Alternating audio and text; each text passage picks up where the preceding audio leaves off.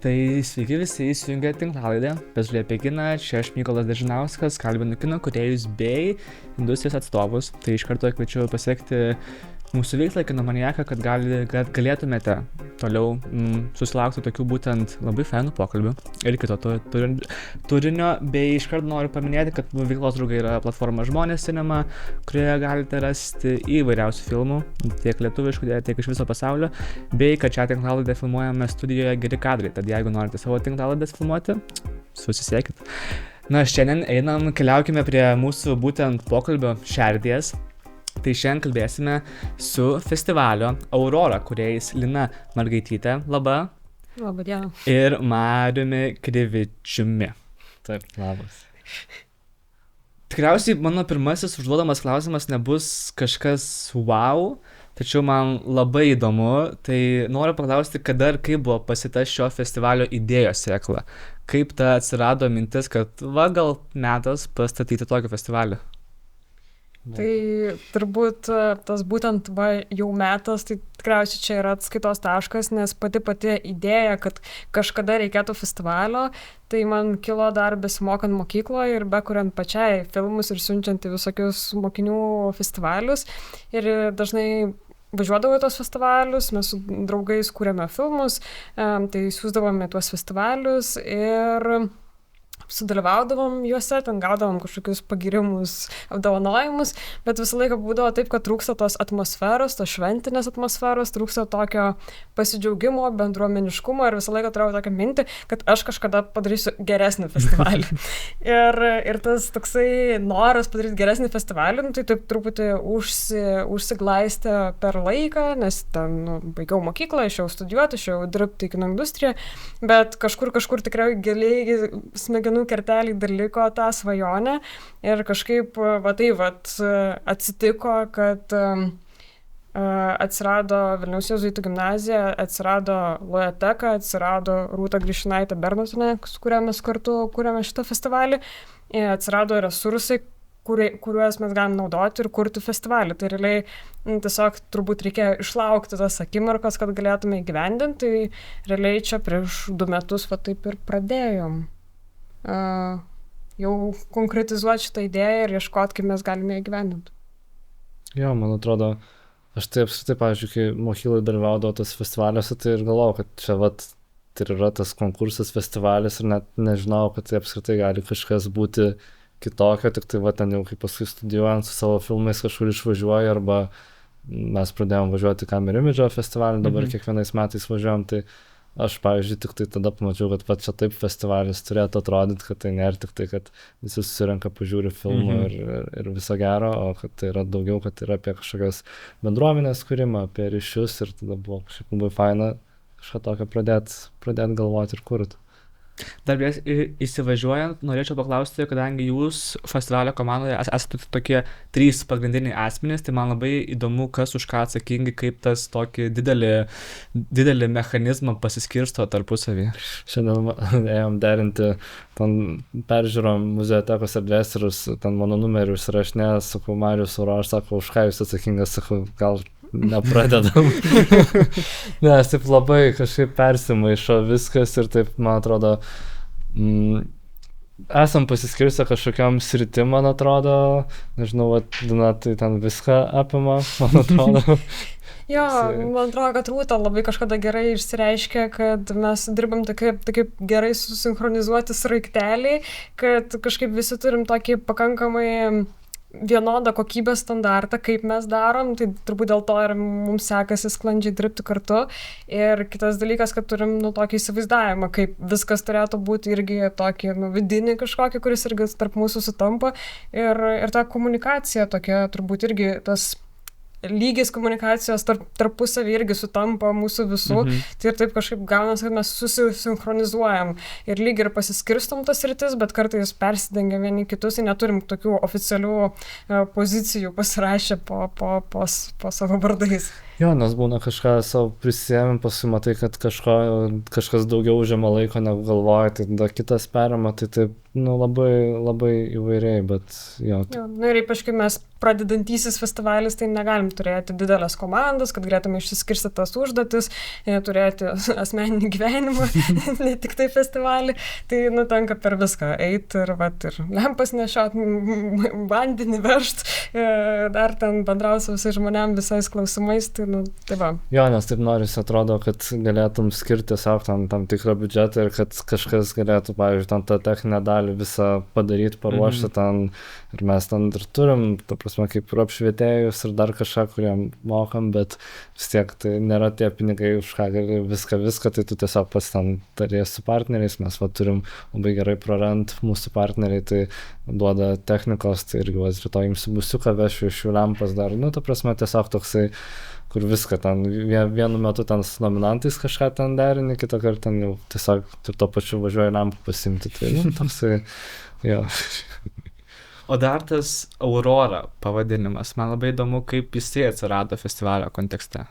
Čia, man atrodo, kai pradėjom galvoti apie festivalį, tai buvo toksai, gerai, bet tai kaip čia jis turėtų vadintis, tai man atrodo, mūsų tokia buvo idėja, kad tai turėtų būti kažkoks pavadinimas, kuris ir tarptautiniu masteliu galėtų būti, nes galbūt kažkada išeisim plačiau negu tik tai Lietuvos šitą rinką, Lietuvos mokinių rinką. Jo, kad išeisim kažkur truputėlį plačiau, tai norėsiu, kad tas žodis būtų tarptautinis ir apie pačią Aurorą, tai man atrodo, čia gal tavo buvo. Jo, mes iš esmės pirmą tai ieškojom visų įvairių tarptautinių vardų ir pavadinimų ir jų reikšmių ir tada kažkokiam momente supratom, kad dar buvo paaktyvėjęs, kaip ir dabar dar yra suaktyvėjęs saulės aktyvumas, tai auroros matosi šiaurės pašvaistės ir žiemą ir vasarą, tai kažkaip atėjo tokia mintis, o gal reikėtų pavadinti taip, nes, iš esmės, pati šiaurės pašvaistės atsiradimas yra toks visą laiką stebuklas ir kažkoks labai stebuklingas jausmas ir tada matosi naktį ir taip labai gražiai susisieja su kinu, kad kino projektorius irgi įsižiebia tamsoj ir kad irgi atneša kažkokį stebuklą. Tai ir mūsų ta visa festivalio toksai idėja, ta bendra iki dabar irgi yra ta kažkokiu kurti tą stebuklą, kad žmonės, kadangi orientuota į jaunus žmonės, tai kad jie dalyvaudami festivalį kažkaip atrastų vienus ir kažkokius kitus dalykus, kurie įžiebtų jiems kažkokią motyvaciją, atradimus, sukurtų kažkokias pažintis, kurios juos įkvėptų ir jie atrastų kažkokį stebuklą visame tame. Tai kažkaip labai gražiai susisieja.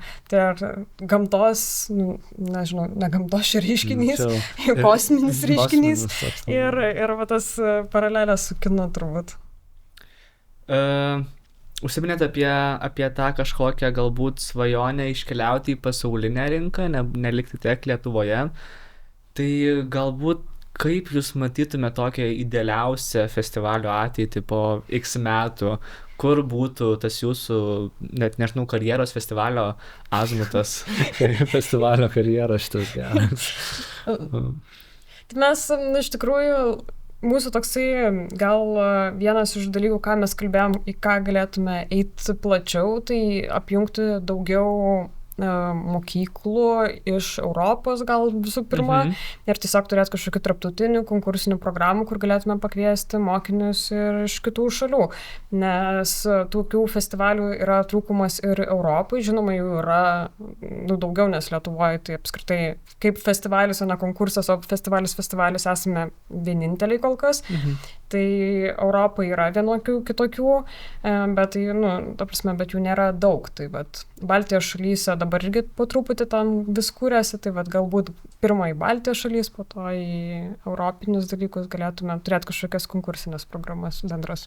Jo, man atrodo, mes savo studentiškų filmų dalyvavom tokiam Fish Film Festival, jis Rostoke vyksta.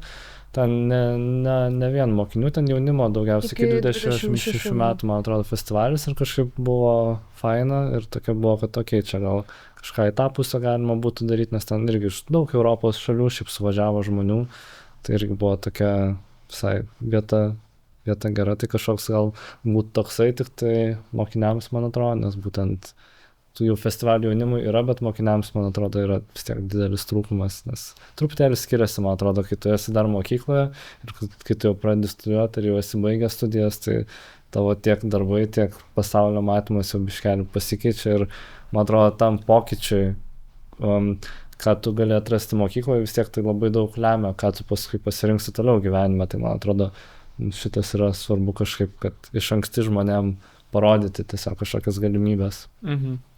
Dar galbūt apie patį festivalio išskirtinumą. Tikiu, kad analizavot kitus festivalius ir stengiatės išsiaiškinti, ko galbūt norite, kad būtų daugiau, būtų mažiau. Kur galbūt tie tokie keli akcentai, kuo jūs siekia su šiuo festivaliu? Ar tai sukurti bendruomenę, suteikti gal kažkokią platformą jaunimui, tie tokie kertiniai tikslai pačio festivalio? Jo, man atrodo, kad čia toksai gal vienas mūsų buvo svarbiausių tikslų, kad žmonės tiesiog susipažintų vieni su kitais, kad atvažiuotų iš skirtingų Lietuvos miestų ir tiesiog pradėtų bendrauti. Ir man atrodo, čia mes taip daug dedam pastangų, kad tą galėtume pasiekti ir matom, kad tas veikia, tai turim tiesiog tokius renginius, kaip ten nominantų toks networkingo vakaras, networkinimo pusryčiai, kad jie tiesiog galėtų tiesiog pabendrauti ir tos pažintis paskui lieka, jos tampa kažkokiais ilgalaikiam pažintim, turim pavyzdžių, kur žmonės iki dabar dar bendrauja, kurie yra visiškai skirtingų Lietuvos galų, kurie nebūtų kitaip be šito festivalio tiesiog susipažinę greičiausiai, tai man atrodo, va, tiesiog tas kažkoks bendruomenės ir pažinčių kūrimas, ta mūsų toks siekis, kur norime, kad tai kažkaip vystytųsi ir toliau tą vyktų. Jo, ir kitas dalykas tai yra kino edukacija ir kino edukacijos sklaida Lietuvoje, nes kol kas jos lygis yra pakankamai prastas, vertinant visos Lietuvos mastu, nes ties didžiaisiais miestais, iš tikrųjų tai ne ties didžiaisiais, ties Vilnium mes turime mokiniams skirtų kino mokyklų ir čia yra jau didelis toks pasirinkimas, čia ir žmonės renkasi, ar nori čia vienu ar kitur, bet kituose Lietuvos miestuose ir miesteliuose to pasirinkimo apskritai susipažinti su kinu ir išsiaiškinti, ar tau kinas yra įdomus, net nėra galimybių, nėra ir specialistų, kurie galėtų vesti tas kino edukacijas, nėra mokytojų mokyklose, kurie galėtų vesti medijų meno ar kitas pamokas medijų raštingumo. Tai tiesiog norisi irgi burti tą bendruomenę ir kino edukatorių, įtraukti mokytojus iš mokyklų, kad jie susipažintų su to kino kūrimo principais, irgi burtųsi tokią bendruomenę ir taip po truputį bandyti irgi plėsti tą kino edukacijos Lietuvoje ir ją plėsti ir gerinti jos kokybę, kas dabar yra. Jo, ir būtent man atrodo mokytojams, kad yra skirtos, nelabai gal daug, bet yra ta pirmasis mokytojų forumas, kuris vyks šiais metais, man atrodo. Jo, tai yra vienas iš tų siekių pradėti kurti bendruomenę žmonių, kurie užsiema kino edukaciją, nes labai visi atskirai išsimėtė, tai norisi, kad visi pradėtų šiek tiek bendrauti, pažinti vieni kitus ir dalintis gerosiam praktikom. Dar pratęsim pokalbį apie edukaciją Lietuvoje, tik aš pamiršau prisiduoti, kad pats būsiu Auroros Talent Lab veiklose, tai čia šiek tiek lengvas interesų konfliktas, bet atsiprašau. Apie edukaciją buvau pasirašęs klausimą, kaip vertintumėt edukaciją 10-balėje sistemoje, būtent Lietuvoje kino? Aš čia taip vidurkį, tipo Vilnius plus Lietuva padalinta. Lietuva.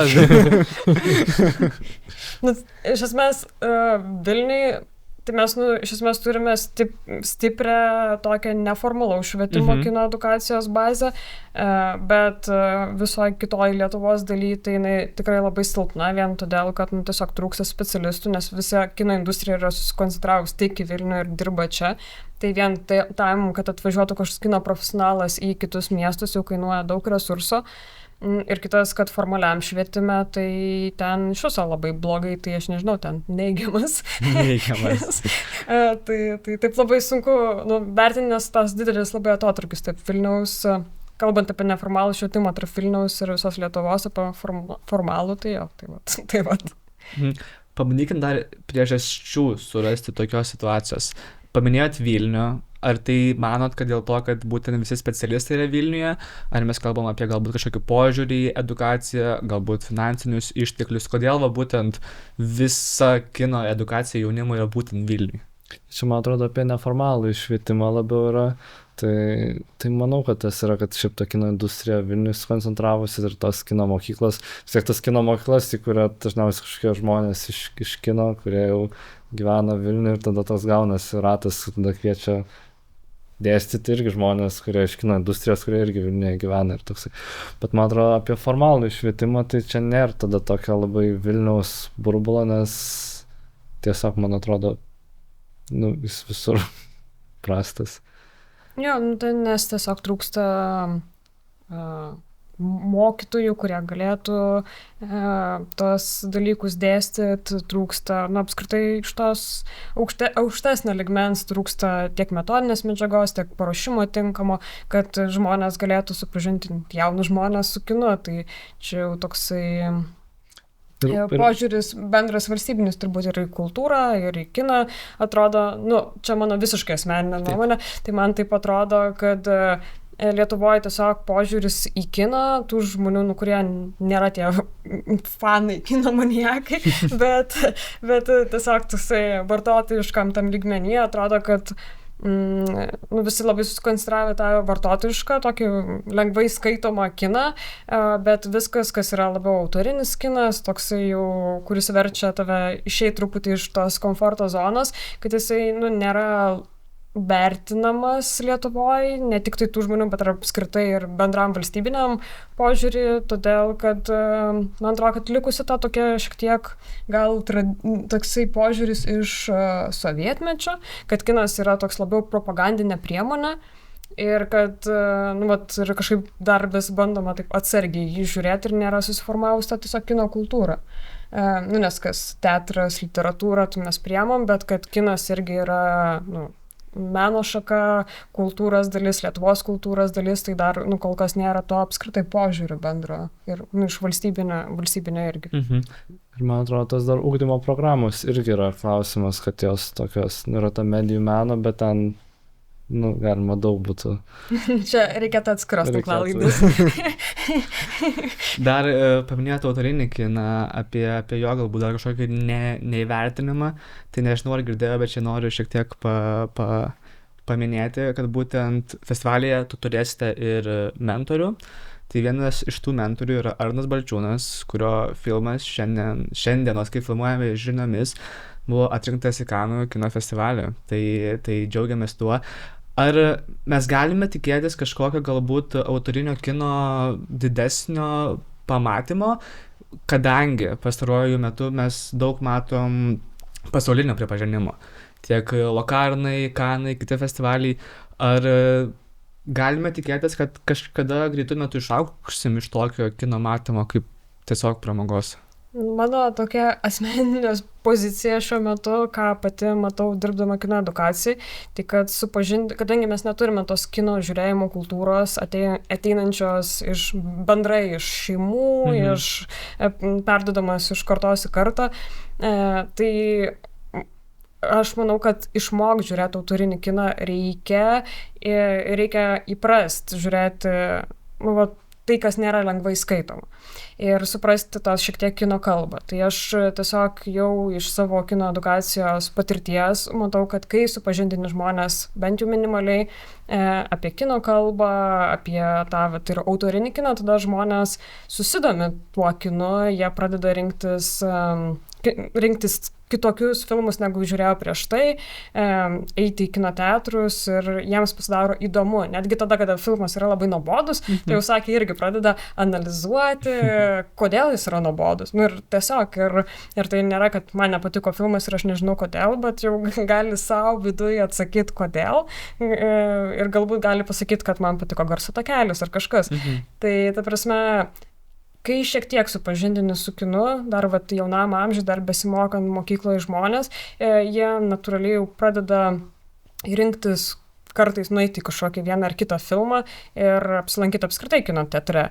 Tai man atrodo, tas gali pasikeisti, jeigu mes šiek tiek daugiau kaip kino industrija, aš kalbu dabar kaip kino industrijos atstovė, tai jeigu mes susikoncentruotume ne tik tai į filmų gamybą, į tą asmeninių filmų kūrimą, bet ir šiek tiek įdėti tą indėlį į kino edukaciją, savo žinias irgi skleisti kino edukaciją, tai man atrodo atsirastų daugiau žiūrovų, kurie žiūrėtų tos mūsų kūrimus filmus, pradėtų domėtis labiau tais kūriamais filmais ir tada toks ir keistųsi tas bendras požiūris. Nes tai susidaro dvi stovyklos. Yra vieni, kurie jau susidomi kinu, išeina dirbti į kino industriją, pradeda kurti filmus ar ten platinti, ar kažkokią kitą veiklą dirbti ir jiems atrodo, kad tas kinas yra labai įdomus ir kad jau visiems čia yra viskas aišku, kas čia vyksta ir aišku tie festivaliai, Lokarno, Kanai ir visa kita, bet yra visiškai didžioji dalis Lietuvos, kur visiškai jiems nieko nesako, nei mūsų dabartinių režisierių vardai, nei tie festivalių pavadinimai, jie žino, Oskarų žino ir viskas. bet ir daugiau kažkaip niekas jiems nerezonuoja ir ties žinios, kad kažkas yra atrinkti kažkokį festivalį, tai jiems net nėra aišku, kas čia per festivalis, nei kas čia tas žmogus, nei koks čia filmas, nueisi tą filmą, nepatiks apskritai ir visa kita. Tai tiesiog, man atrodo, kad tiesiog reikia bendram lygmenį daugiau visai kino industrijai įsitraukti į kino edukaciją, judinti ir tas instituciniam lygmenį, kad ta kino edukacija gerėtų ir tada atsirastų daugiau žiūrovų ir daugiau vertinančių tai, ką kuria Lietuvoje kūrėjai. Šiek tiek noriu pokalbį tęsti kitą temą, pakalbėti apie trumpą kiną, kadangi festivalyje lankytojai, dalyviai ir visi kiti matys būtent trumpą kiną. Tai noriu, kad šiek tiek prisimintumėte ir papasakotumėte apie savo pirmą sukurtą trumpametražį filmą.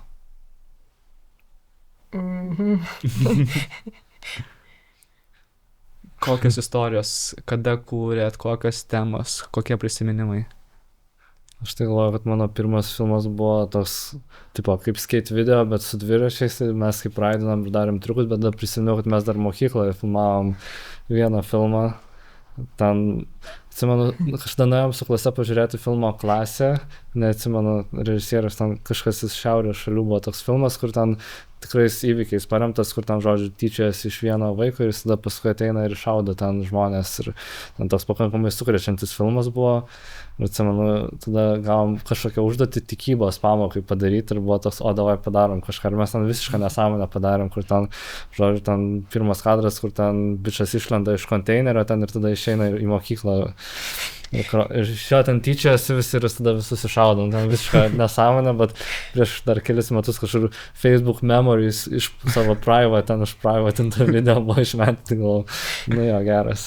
Atsimenu, ten aš nieko nežinau apskritai, kaip ką daryti, tik tai atsimenu, kad atsisiunčiau Sony Vegas, nes tipo, jau ten viskas buvo nufilmuota ir reikėjo kitai dienai to filmo, tai ten kažką sumontau, bet atsimenu vieną dalyką, kad aš ten nieko nemokėjau montuoti, bet vis tiek norėjau sugreidint spalvas biškai, kad būtų tavo color gradas. Tai ten nusipau į šaltą, ten spalvas kažkaip ten keistai išeksportavau, bet, žodžiu, gavom 10 tada. To filmo tikrai dabar aš nežinau, ar leistų mokykloje rodyti. Dėl etinių sumetimų. Tai va. O Lina, jūsų koks pirmasis filmas? Aš turbūt neturiu tokio įsimintino vieno... Nes šiaip Marius tai atėjo, jis pradėjo fotografuoti ir tada nusprendė kurti filmus. Aš iš esmės visą laiką pradėjau filmuoti ir net kai pradėjau studijuoti, aš dar vis nemėgau fotografijos. Ja, mes kai susipažinom su Lina, tai jis sakė, aš nekenčiu fotografijos. Tai jo, tai aš kažkaip nuo to judančio vaizdo ir taip pradėjau vis gilinti žinias ir kažką kurti. Tai turbūt toksai gal pirmas dalykas, kaip aš susipažinau su tuo judančiu vaizdu, tai mano tėtis turėjo pirmąjį tokį filmuojantį telefoną. Tai aš pradėjau tuo telefonu filmuoti, bet ten negalėdavai nieko išeksportuoti ir niekur kitur parodyti. Ten galėjai per ekranėlį tą telefoną mažiuką, tas mygtukinis telefonas, mažiukas ekranėlis, tai va ten galėjai pranešti pro visus šeimos narius ir parodyti tą filmą. Ir ten montažas vykdavo taip, kad tu nufilmuoji, paspaudi stop, tada išeini kitą ir vėl nufilmuoji, vėl paspaudi stop ir tada taip pat gauni tokį Tai vat tokie mano filmai buvo pirmieji, dabar gal įeitų į tokią eksperimentinio kino kategoriją. Pakalbėkime apie trumpo kino svarbą jauniems kūrėjams. Ko gali jauni kūrėjai, nebūtinai jauni, bet tiesiog kūrėjai pasimokyti iš to trumpo kino dirbant komandoje?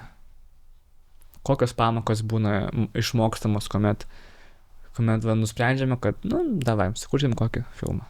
Man atrodo, išmokti kaip nesusipykti, nes čia yra klasika, kad pradeda filmuoti ir jeigu tik tai didesnė komanda, kad iš karto kažkokie pykčiai prasideda, nesutarimai ir tik tai jau po kažkelinto filmo supranti, kaip dirbti, kad ne tu vienas teisus, gali ir kitos nuomonės būti. Tai man atrodo, va šitas yra vienas iš tokių svarbių dalykų. Ir kitas turbūt tas supratimas, kad ne visada viską gali padaryti vienas. Ir dažnai būna toksai mokyklinių projektų dalykas, kad, ten reikia padaryti kokią prezentaciją. Tai ten atseit žmonių yra ten 4 grupiai, ir tada vienas daro ten naktį, kiti ten arba palaikina, arba apskritai dingia ir tada greit perskaito prieš pamoką ar kažką pristato. Ir čia visas grupinis darbas. Ir kai pradedi kurti apskritai, jau filmą ir sukvieti visus bendraminčius, su kuriais, tai jau supranti, kad tu vienas, jeigu kiti neįsitraukia, tai tu nepaneši visko ir neišeis ten ir nufilmuoti, surežisuoti ir dar ten kitus dalykus, ir jeigu kad ir pavyks, tai ta kokybė pradeda nukentėti filmo ir neišeina taip įgyvendinti, kaip tu bent jau kažkiek norėjai. Tai man atrodo, tas supratimas, kad to komanda yra svarbi ir tada mokėjimas komunikuoti ir tas bandymas iš esmės planuotis irgi labai stiprus įgūdis, kurį po to gali labai panaudoti kitose veiklose.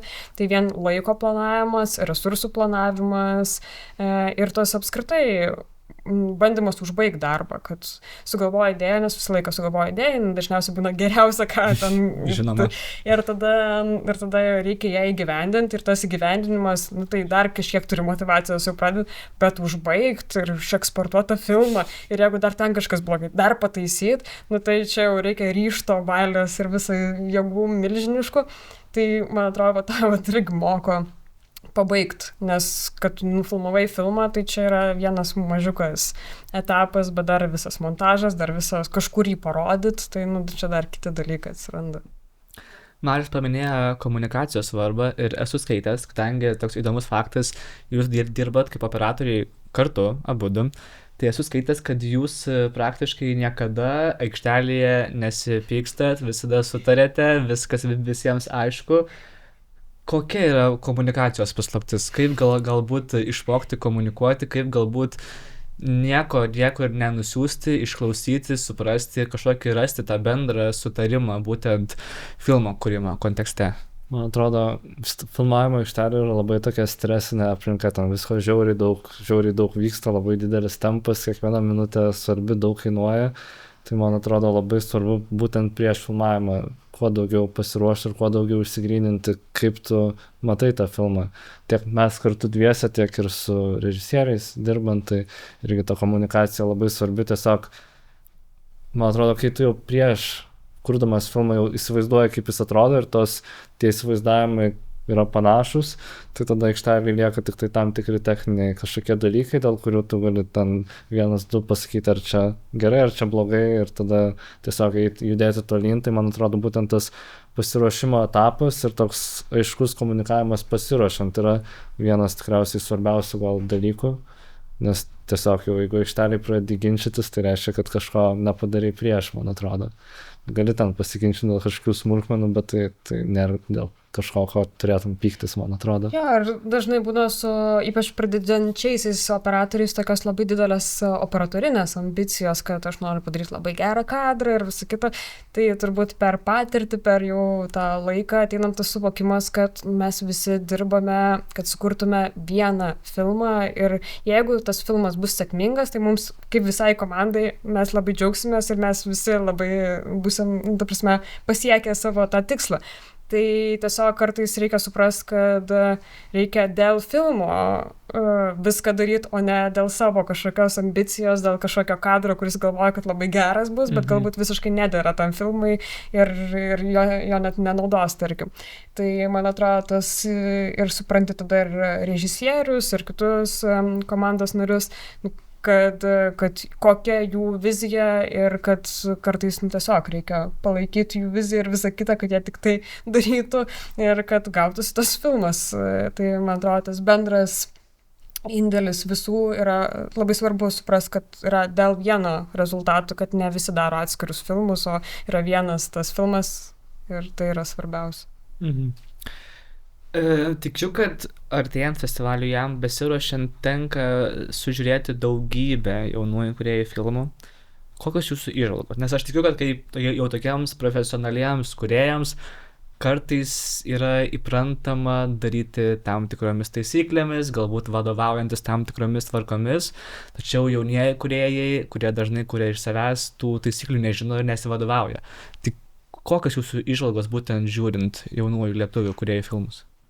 Būtent apie mokinių filmus. Tai mane tai visą laiką nustebina, kažkaip ir maloniai nustebina tie darbai, nes būtent kaip minėjai, kad nėra laikomas kažkokių taisyklių ir tai būtent atneša kažką labai naujo ir netikėto, nes žiūrint studentų darbus, tai jau taip gali žiūrėti ir sakyti, jo, čia LMT darė, čia nei blogai, nei gerai kažkas, bet tiesiog būna gerų filmų, būna prasmių, bet viskas yra tam tokiam tikram, kad sunku nustebinti iš tikrųjų, o būtent su mokinių filmais ten gali būti kažkas visiškai crazy, gali būti visiška nesąmonė, bet taip gerai gali būti, bet yra labai profesionalių darbų, tai ta amplitudė yra žiauriai didelė iš tikrųjų, kokie darbai ir mes būtent kaip festivalis ir norim parodyti tą, man atrodo, didelę amplitudę, kad nerodyti vien tik tai ten kažkokių techniškai geriausių darbų, kurie ten būtų ten nufilmuoti tvarkingai ir visa kita, bet tiesiog parodyti tą įvairovę ir man atrodo, tas yra labai faina žiūrint būtent į mokinių filmus. Jo, o apskritai tai dirbant kino edukacijos rytyje, aš jau labai daug čia. Kažkas manęs klausė, kiek čia laiko, tai gavusi jau beveik 8 metai. Tai tas tendencijas matai pagal žmonių amžių, kuriančiųjų amžių. Tai ir matai tas temas ir tam tikrus raiškos būdus kine, kurie pakankamai, nesvarbu, ar čia prieš 5 metus, ar dabar, tai daug kas atsikartoja, nes tam tikrai tokie tarpsnio dalykai yra. Tai man atrodo, kad kai esi susipažinęs su tuo, tai nėra kažkas, kas čia labai nustebina ir labai gerai jauti, kiek žmonės gali ir kaip jie kuria ir kaip galbūt jie šiek tiek mąsto. Tai toksai dėl to taip atpažįsta tam tikrus dalykus. Bet mes į konkursinės programas tai jau kviečiam labai, į atrankos procesą jau kviečiam daug žmonių. Tai jau nėra mūsų sprendimas, kokie filmai atrenkami. Tai irgi visai įdomus tas procesas, nes tam prisijungia daug žmonių, jie reitinguoja tos filmus, komentuoja tos filmus ir tada jau bandom sudėti tą tinklelį. Tai irgi labai įdomu matyti, kaip skirtingų sričių profesionalai ir aktoriai, kino kritikai ir moksleiviai ir visokių amžių kategorijų žmonės, kaip mato tos filmus ir kas jiems surezonuoja tose filmuose. Jeigu nepaslaptis, kiek žmonių yra atsakingi už tą atrankos procesą ir gal žinot, kiek teko jiems sužiūrėti bendrai filmų?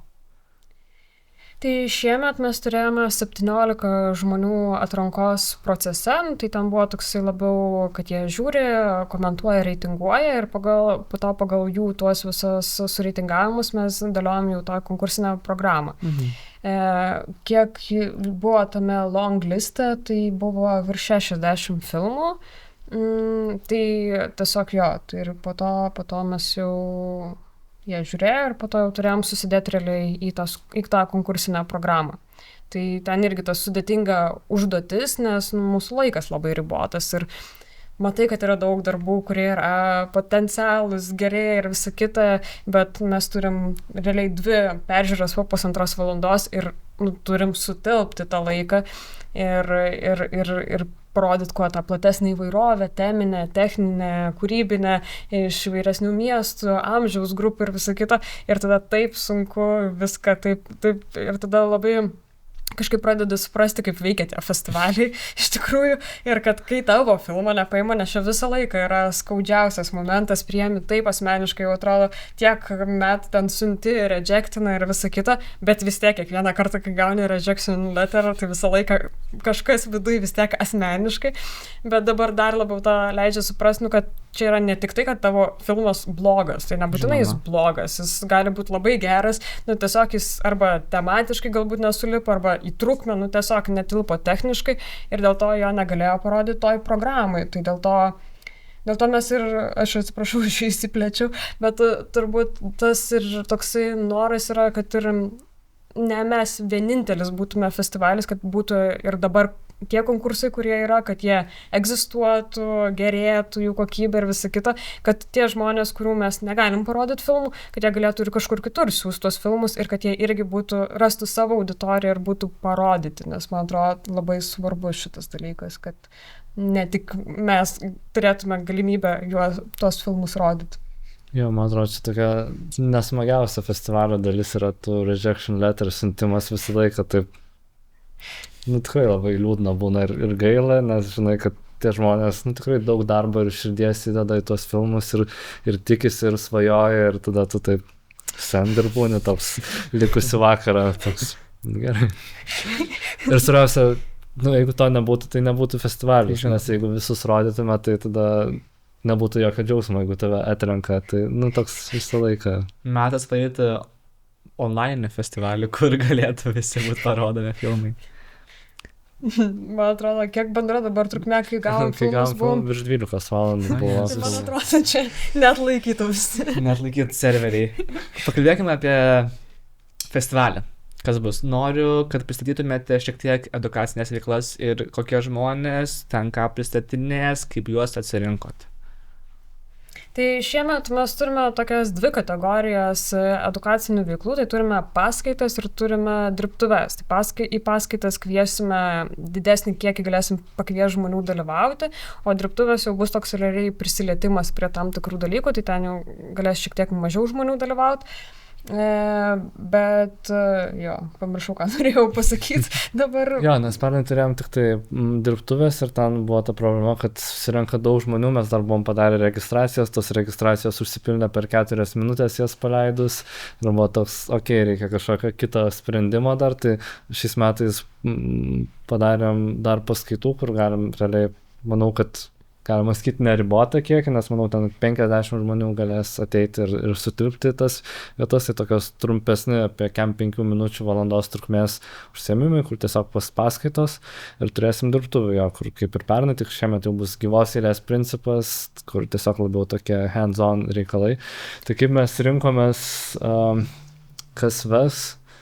Mes iš tikrųjų po festivalio klausėm per socialinius tinklus mūsų bendruomenės festivalio Aurora, kokių paskaitų ir kokių jie temų norėtų ir iš esmės iš to, ką jie daugiausiai rašė, tai mes ir kažkaip ir galvojom apie tai. Tai ir šiais metais mes kviečiame į kino vaidybos paskaitą su Emilija Latėnaitė, kviečiame į labai labai įdomią specialiųjų efektų grimo paskaitą su Uliana Damkienė. Tai čia iš tikrųjų aš labai norėčiau ten būti, vien todėl, kad man labai patinka žiūrėti tos dalykus.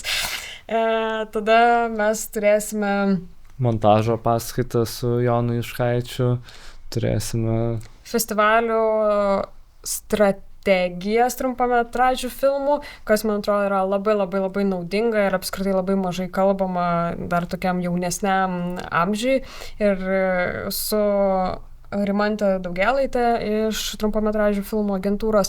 Tai, man atrodo, ten labai irgi bus vertinga paskaita, kad žmonės labiau susipažintų, kaip veikia festivaliai ir kaip reikia pastrateguoti siunčiant savo filmus.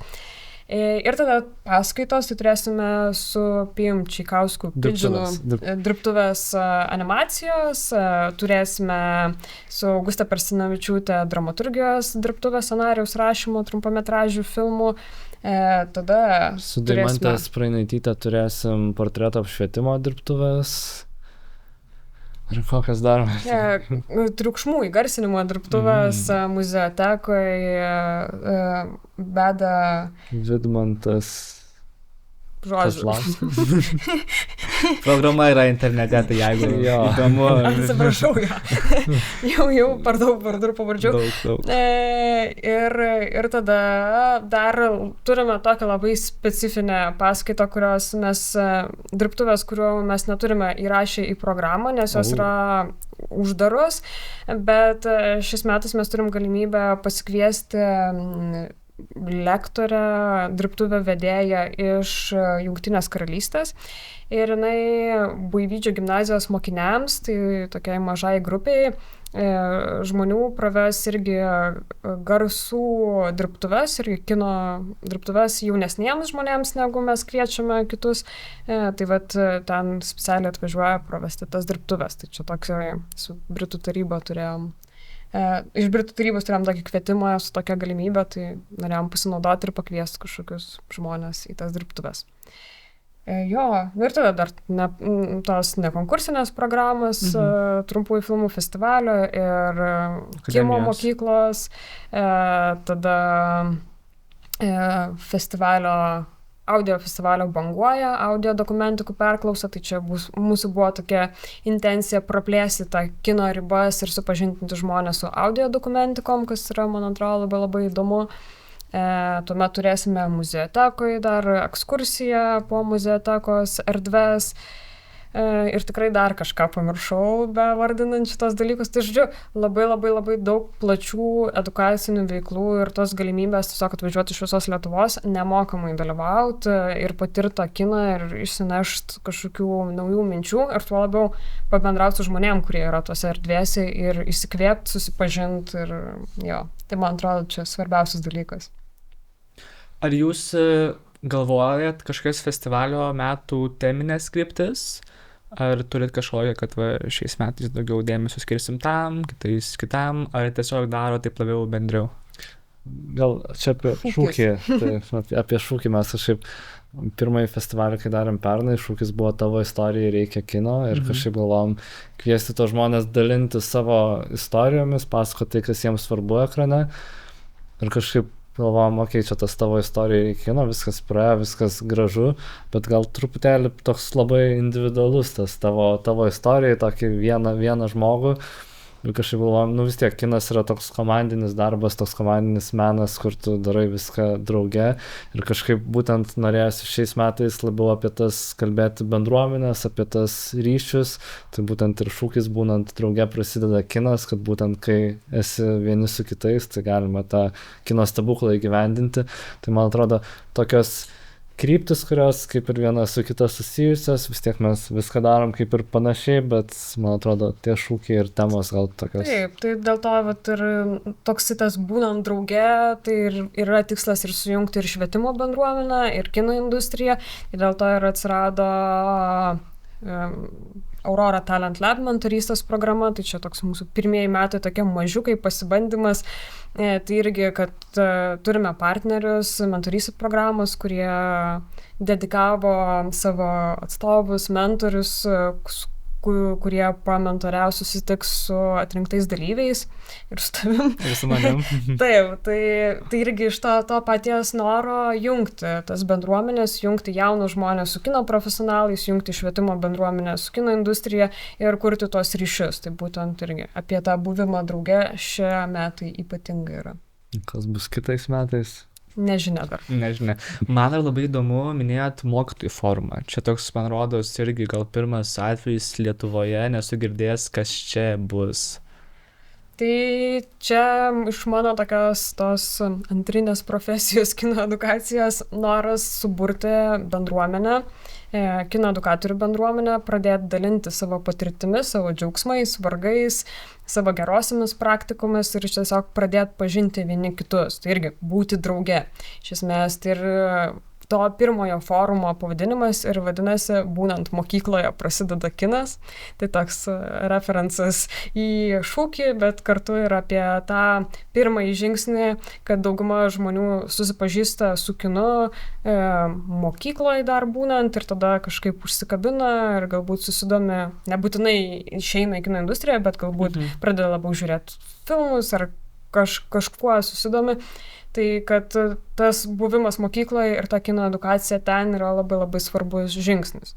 Tai bet ir tas ir yra noras pirmojo forumo tiesiog susitikti, pasidalinti gerosiamis patirtimis, džiaugsmais, vargais ir tada toliau plėsti tą ir burti bendruomenę ir taip pat skatinti mokytojus irgi, skatinti savo mokinius, savo aplinkos ugdytinius, kurti, dalintis, domėtis kinu, nes per kiną iš esmės ne tik tai, kad čia sukursi filmą, bet ir kurdamas filmą ar žiūrėdamas ir analizuodamas tuos filmus, augi pats ir plėtoji savo kitus įgūdžius. Tai tas labai svarbu jaunam žmogui augančiam. Besiruošdamas pokalbiui, aš sužinau, kad Lina domisi paukščiais. Ar teisingai žinau? Teisingai, faktas nemeluoja. Koks paukštis galėtų būti Aurora festivalis ir kodėl? Šitas žiauriai geras klausimas, labai originalus. Tai kokį paukštį mes čia vainikuojam Aurora festivaliu? Aš tai apie juodąjį strazdą kažkaip pagalvojau. Apie juodąjį strazdą? Bet čia dėl reklamos tikriausiai. Kas dėl reklamos? Nes ten garsą dėjom juodąjį strazdą. Nes pavasaris. Nes pavasaris ir pradeda čiulbėti strazdas. Iš tiesų. Šilta vakaras, bet gal turi kitą dar kažkokį. Man tai kažkaip su vandens paukščiais. Aš kažkaip dabar įsivaizduoju klikuolę, nors nežinau kodėl. Nes jinai taip ir visai nardo ir plaukė, visai juokingai taip truputį dar pabėga per vandenį. Tai kažkaip man atrodo, kad festivalis irgi apie, net ne tai, kad plaukia, bet tai, kad daug dalykų daro. Apskritai ir tą skleidžia kino edukacijos idėją ir jungia bendruomenę ir įkvepia žmonės. Tiesiog yra daug dalykų, kurie apjungia šitą vieną renginį. Gerai, kad negerbė. Įdomu, kodėl. Paskutinis mano klausimas, kadangi jau pokalbio pabaiga keliauja ir vis artėja, mėgstu pokalbius pabaigti palinkėjimais. Tai noriu jūsų paprašyti pasakyti palinkėjimą žmogui, žiūrovui, kuris nori kurti, tačiau kažkodėl nekuria. Ar nedrįsta, ar nenori, jis žinoma nori, tačiau kažkodėl visgi to žingsnio pradeda ir tos kameros nepasiema į rankas. Ko jūs palinkėtumėte tokiam žmogui? Aš palinkėčiau visų pirma patikėti savimi, nes būtent kinas leidžia pajausti, kiek iš tikrųjų gali.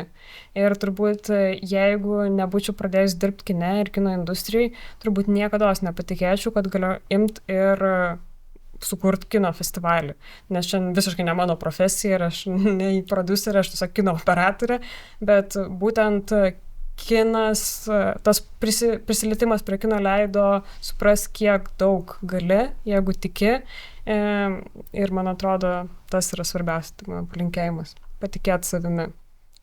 Aš nežinau, ar kažką geriau pridėsiu, bet jo, man atrodo, išdrįsti ir bandyti ir tiesiog.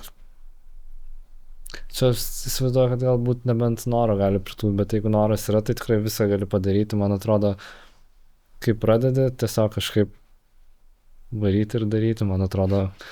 Nes šiaip tai nėra ribų, ką tu gali padaryti. Atrodo, kad realiai viską ir man atrodo, kai jau sukuri filmą, tada supranti, kad niekas nėra baisu, nes man atrodo, filmą padaryti yra sunkiausias dalykas.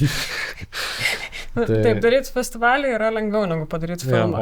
Čia yra jau mūsų 2 metų irgi... Vidinis šūkis. Kažkaip jo, visą laiką ten sunku organizuoti daug darbo ir vis tiek tai galvoju, vis tiek filmą nufilmuoti sunkiau. Tai kažkaip galvoju, jeigu jau perlipi tą filmo nufilmavimo ir padarimo, tai atrodo jau tu esi tą aukščiausią kalną užkopęs ir visą kitą jau tik tai šiaip lengviau, nes festivalį kuriant yra tas, kad gali kažką suklysti, gali kažką, bet yra laiko ištaisyti, filmuoji filmą, kažkas ten blogai aktorius blogai suvaidina, viskas griūna, tai palinkėjimas tiesiog pabandyti padaryti ir tada visą kitą nebus baisu. Sukui, kad filmą nieko nebebijosit. Toks mūsų pokalbio moralas.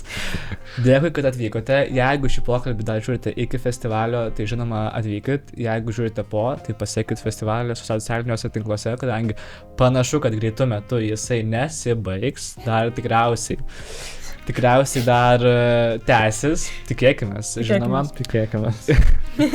Ir kaip mėgstu atsisveikinti su žiūrovais, tai susimatykime kine. Arba festivalį, arba kine. Ačiū, kad atvykote ir šiandien tiek. Tai viso gero. Ačiū tau.